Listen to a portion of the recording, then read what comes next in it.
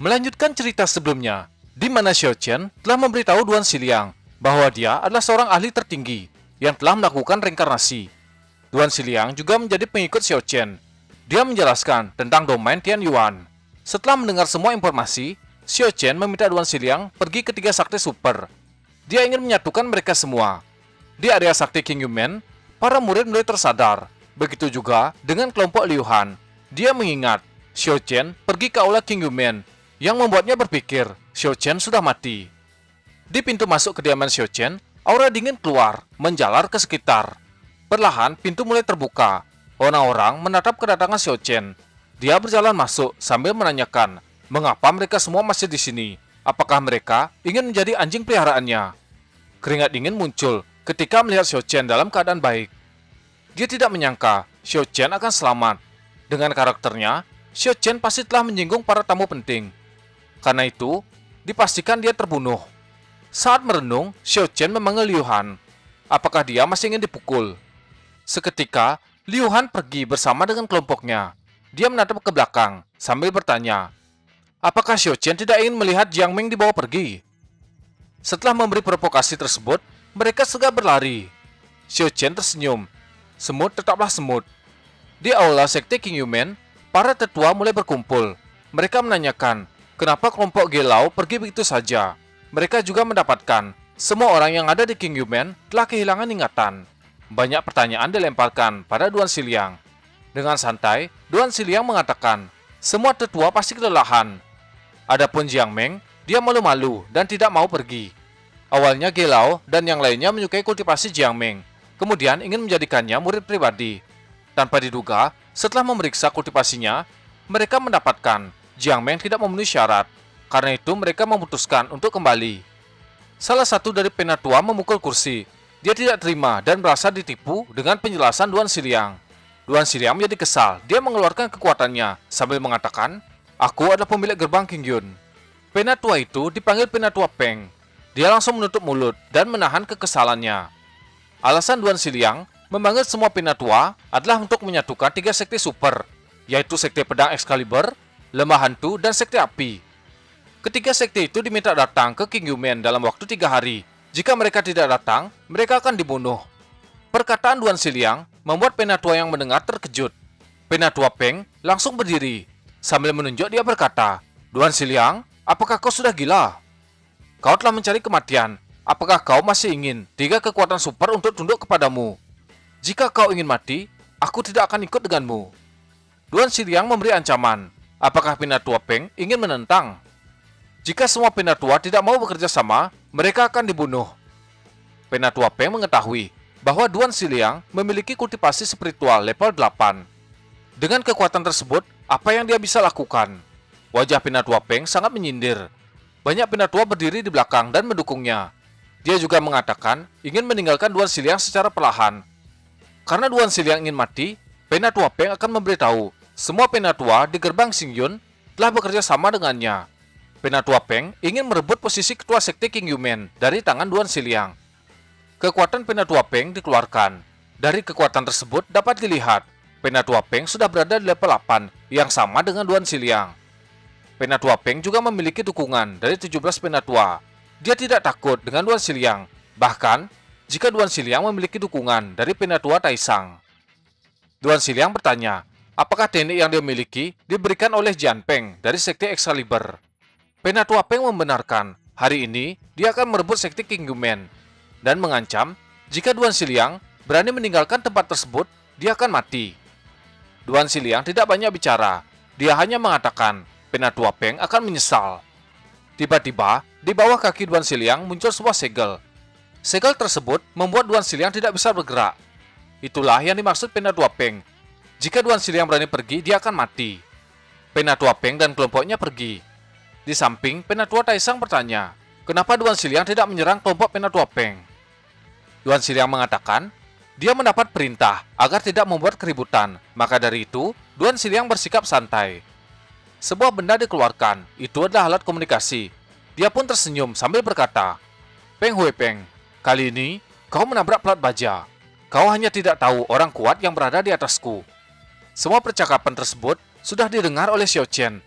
Tapi dengan kesempatan ini, Xiao Chen akan menghilangkan ikan kecil dalam satu gerakan.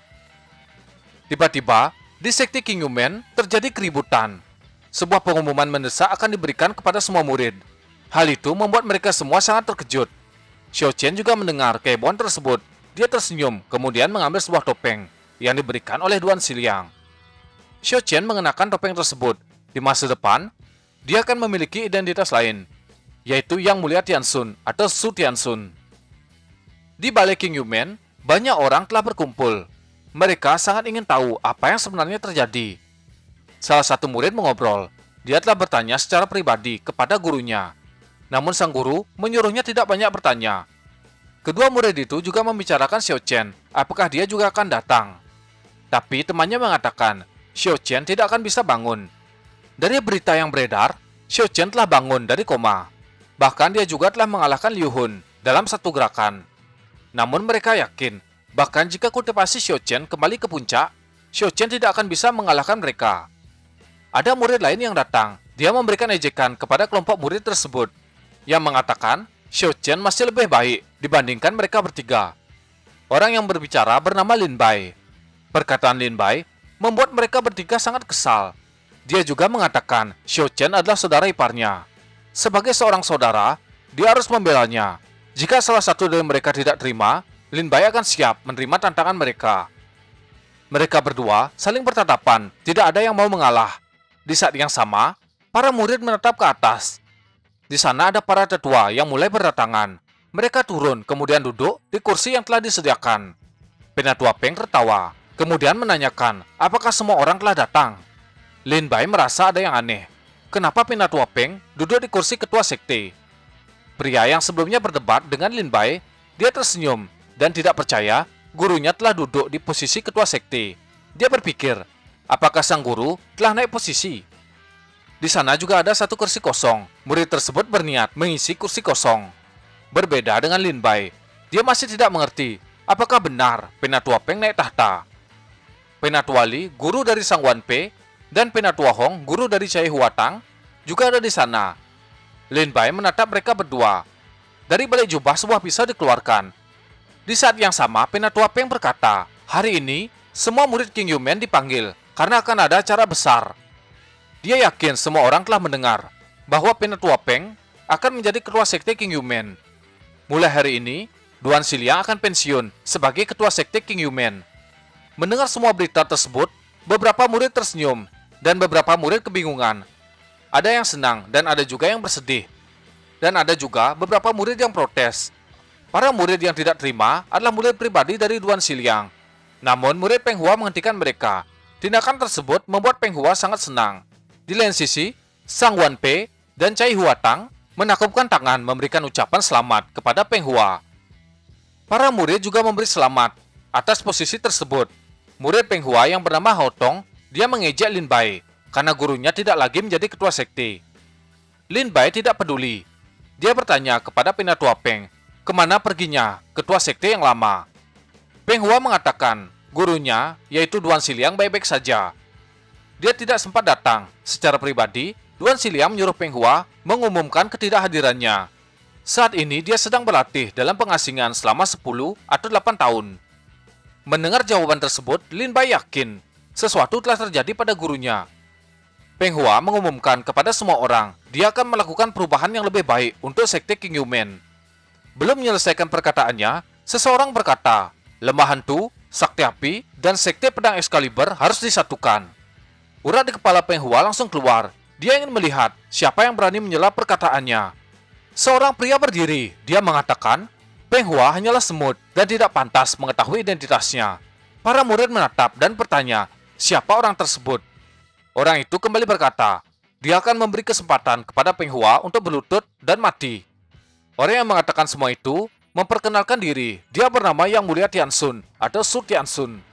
Orang ini tidak lain adalah Xiao Chen yang sedang mengenakan topeng. Peng Hua bertanya, siapa sebenarnya pria bertopeng ini? Kemudian menunjuk dan memberi ejekan. Seorang pria yang berdiri di belakang Peng Hua melesat maju, menyerang Xiao Chen. Telapak tangannya mengarah ke tubuh Xiao Chen. Hao Tao berkata ke Suan Yunseng, pria bertopeng itu pasti akan mati. Ketika telapak tangan hampir menyentuh tubuh Xiao Chen, Penatua itu terkena tamparan. Tamparan tersebut membuatnya terpental, terjungkal ke samping. Kejadian tersebut membuat para murid terkejut. Orang yang menyerang adalah Penatua Chu. Dalam satu tamparan dia dikalahkan. Wajah Peng Hua menjadi suram. Pria bertopeng ini dapat mengalahkan seseorang yang berada di tahap spiritual level 6 hanya dengan satu tamparan. Seseorang yang sudah mencapai level 8 tidak akan bisa melakukan hal tersebut. Xiao Qian menunjuk ke Peng Hua, kemudian berkata, "Sekarang adalah giliranmu." Dengan wajah tenang, Peng Hua mengatakan dia tidak akan pernah berlutut. Tiba-tiba sebuah kekuatan menekan tubuhnya. Lututnya tidak bisa menahan tekanan tersebut. Dia pun berlutut. Peng Hua tidak percaya akan dikalahkan dengan begitu mudah. Sesaat yang lalu, Peng Hua masih berusaha menahan tekanan dari kekuatan tersebut. Tapi sekarang tubuhnya sudah lemas. Xiao Qian muncul di belakangnya sambil berkata, "Sekarang kau sudah berlutut, tapi sayangnya kau sudah mati." Xiao Qian mengetahui sebelum kematiannya, Peng Hua bisa menggerakkan tubuh dengan mantra. Sepertinya di gerbang Qingyun masih ada orang yang menarik. Para penatua yang bekerja di bawah Peng Hua mulai ketakutan. Mereka berpikir apakah mereka harus menyerah. Di lain sisi, keringat dingin keluar membasahi wajah Hotong. Dia tidak percaya gurunya telah mati. Xiao Qian menatap para penatua. Seketika, mereka semua berlutut dan tunduk kepada Xiao Qian. Xiao Qian juga menatap para murid. Mereka semua juga berlutut, bersedia tunduk dan menyerah. Begitu juga dengan murid pribadi Peng Hua. Dia juga berlutut. Namun berbeda dengan Lin Bai, dia masih berdiri, tapi tubuhnya gemetar. Xiao Qian berjalan melewati Lin Bai, kemudian menyuruh semua orang berdiri. Mereka bertanya-tanya, di mana Duan Xiliang, ketua sekte sebelumnya. Di saat yang sama, Duan Xiliang muncul. Lin Bai mendekat, menanyakan keadaannya. Dia juga bertanya, siapa sebenarnya pria bertopeng tersebut. Melihat Duan Xiliang berjalan ke arah pria bertopeng, membuat Lin Bai berpikir kalau gurunya telah menyerah. Duan Xiliang menatap para murid, mengumumkan kepada mereka semua. Mulai hari ini, gerbang Qingyun akan tunduk kepada Yang Mulia Tianxun. Yang menolak akan dieksekusi. Setelah melihat kekuatan Xiao Qian, semua orang bisa menerimanya. Berpindah ke puncak pedang suci. Seseorang memegang sesuatu yang berkobar, seperti roh. Dilihat dari bentuk wajah roh tersebut, itu mirip dengan Gelau. Dia mengatakan, Jiang Meng adalah keturunan dari keluarga Jiang. Hal itu sangat disayangkan, padahal mereka hanya ingin menjadikan Jiang Meng sebagai murid. Tapi jika Jiang Meng bersama dengan Duan Xiliang, kultivasinya tidak akan berkembang. Jiwa tersebut memanglah Gelau, ternyata dia menggunakan teknik rahasia. Dikatakan, sekte Excalibur atau pedang suci adalah sekte yang berfokus dengan teknik pedang. Tapi orang-orang tidak tahu kalau teknik terkuat dari sekte mereka berasal dari teknik rahasia. Jika mereka bisa menempelkan salah satu segel di dalam jiwa pedang, mereka bisa menciptakan tubuh baru dengan menggunakan puluhan ribu nyawa sebagai pengorbanan. Orang tua itu juga mengatakan akan membantu Gelau menciptakan tubuh baru. Mendengar hal itu, Gelau berterima kasih, kemudian dia menghilang. Setelah Gelau pergi, orang tersebut mengatakan dia tidak akan menciptakan tubuh baru hanya untuk sampah sepertinya. Seorang murid tiba-tiba datang. Dia menyampaikan pesan. Sekte Qingyumen mengirim sepucuk surat untuk mereka. Dalam surat tersebut mengatakan, dalam waktu 3 hari, sekte pedang harus tunduk kepada gerbang Qingyun. Jika tidak, mereka semua akan dibunuh. Pria tua ini menjadi kesal. Qingyumen berani menyuruh sekte Excalibur atau sekte pedang untuk tunduk. Dia juga berpikir, apakah ini semua ada hubungannya dengan keluarga Jiang. Sebuah benda dikeluarkan. Dengan benda tersebut, pria ini memanggil semua penatua. Kejadian yang sama juga terjadi pada sekte api. Ketua Huo membaca surat yang diberikan oleh sekte Qingyumen. Wajahnya memucat. Berpindah ke lembah hantu, wajah King Rao juga memucat setelah menerima surat dari Qingyumen. Berpindah ke kamar Jiang Meng. Saat ini dia bersama dengan Xiao Qian, kemudian bertanya tentang kejadian saat orang-orang ingin membawanya pergi. Mereka berdua sangat mesra. Xiao Qian tidak ingin menjelaskan, dia hanya mengatakan kemungkinan ketua sekte telah mengusir mereka semua. Dia juga meyakinkan Jiang Meng, selama Xiao Qian ada di sini, tidak akan ada yang bisa memisahkan mereka. Jiang Meng juga bertanya, bagaimana bisa meridian Xiao Qian sembuh? Xiao Qian hanya mengatakan, setelah dia sadar, meridiannya telah sembuh. Mungkin saja itu adalah mujizat dari para dewa. Mendengar semua jawaban Xiao Qian, Jiang Meng sangat kesal. Tapi dia masih sangat khawatir dengan keselamatan Xiao Qian. Xiao Qian menyuruh Jiang Meng beristirahat dan minum obat. Kemudian dia pun pergi. Dalam perjalanan, Xiao Qian ingin tahu siapa yang telah menghancurkan meridiannya. Saat dia berjalan, seseorang memanggil. Dia bertanya kemana saja Xiao Qian. Banyak kejadian telah terjadi di Qingyu-men. Orang tersebut adalah Lin Bai. Dia sangat mengkhawatirkan Xiao Qian. Xiao Qian mengatakan setelah dia bangun, dia menyadari meridiannya telah sembuh. Lin Bai kembali mengingatkan, Xiao Qian harus lebih berhati-hati. Dia takut orang-orang yang sebelumnya menyerang akan kembali datang. Xiao Qian hanya bisa mengucapkan terima kasih kepada Lin Bai. Kemudian Lin Bai pun pergi. Di atas atap ada beberapa orang. Dari obrolan, mereka adalah orang-orang yang sebelumnya menyerang Xiao Qian. Mereka juga membicarakan pria bertopeng yang dipanggil dengan nama Su Tianxun. Ternyata kehadiran 3 orang tersebut disadari oleh Xiao Qian. Dia tidak terlalu peduli dan terus berjalan. Berpindah ke Sekte Pedang. Ada 3 orang yang sedang duduk dalam satu meja. Mereka adalah penatua Sekte Pedang, Sekte Api, dan Lembah Hantu. Mereka berkumpul untuk membahas tentang surat yang diberikan oleh Sekte Qingyu-men. Mereka juga tidak terima dengan perintah tunduk dalam surat tersebut. Ketiga orang itu membuat kesepakatan untuk bekerja sama melawan Sekte Qingyu-men. Siang hari pun berlalu dan malam tiba. Berpindah ke kediaman Xiao Qian. Saat ini dia sedang tidur pulas. Di luar kediaman ada seseorang yang sedang memantau Xiao Qian. Orang itu adalah kelompok yang sebelumnya merusak meridian Xiao Qian. Melihatnya tidur pulas, mereka memberikan serangan kepada Xiao Qian. Serangan tersebut mendarat tepat di atas tubuh Xiao Qian. Sedangkan Xiao Qian masih tidur dan tidak sadar, apalagi sempat melawan. Setelah terkena serangan, Xiao Qian membuka mata, tapi dia kembali tidur. Merasa semua sudah beres, pembunuh itu membuka topeng. Dia merasa tidak akan ada yang curiga. Salah satu dari orang tersebut adalah Hao Tong. Tindakan Hao Tong membuat temannya terkejut. Dia terlalu gegabah dan membuka topengnya. Setelah diejek, temannya membuka topeng. Dia adalah Cai Huatang. Mereka berdua sangat bahagia karena telah membunuh Xiao Qian. Tiba-tiba, Xiao Qian sadar. Dia bertanya, apakah mereka berdua telah bersenang-senang? Kedua orang itu sangat terkejut. Tubuhnya seperti tersambar petir. Mereka berpikir, yang ada di depan mereka adalah hantu. Namun Xiao Qian mengatakan dia belum mati. Kedua orang itu kembali terkejut dan tidak percaya. Bagaimana mungkin tubuh Xiao Qian bisa menahan teknik ilahi yang mereka berdua lepaskan? Karena Xiao Qian sudah mengetahui identitas mereka, kedua orang itu pun menyerang. Tapi serangan dari mereka berdua tidak bisa menyentuh kulit Xiao Qian. Serangan tersebut seperti terhalang. Mereka berdua merasa serangan yang mereka berikan seperti memukul sebuah besi raksasa. Melihat serangannya gagal, kedua orang itu mulai mengeluarkan keringat dingin sambil melangkah mundur.